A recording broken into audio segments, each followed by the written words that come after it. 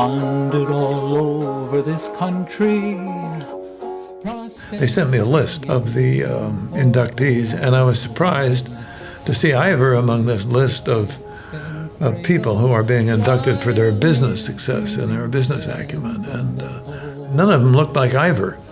None of them wore a funny hat like Ivar. I mean, he was a character, and he was a guy who stood out in a crowd, even an elite crowd like that group of inductees. I mean, it was clear that Ivar was different.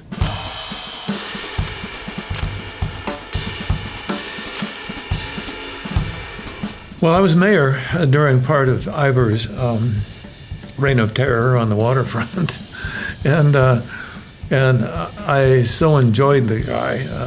For me, he was a little bit of a pain because Ivar considered all regulation advisory.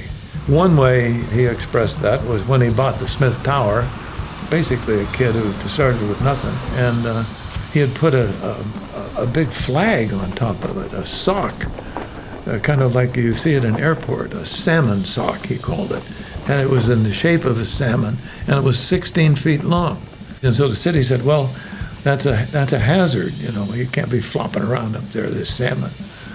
And so we went through a long, drawn-out process, and finally the city said, well, Ivar, I guess it's there, and I guess you can keep it, but it's going to have to come down at some point in time.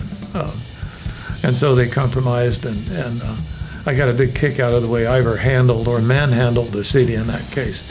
He was a guy who knew what he wanted, and he knew pretty much how to get it. He got some fish out of Puget Sound, just fish.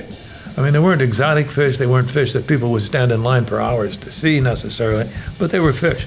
So he put them in little glass cages, and they charged admission for people to come see the fish. While they were looking at the fish, you know, they were getting tired of standing around, and that maybe they were getting hungry. And so Ivar's business plan was to go ahead and feed the people the fish with some French fries, fish and chips. He also had some clams, but nobody lined up to see the clams.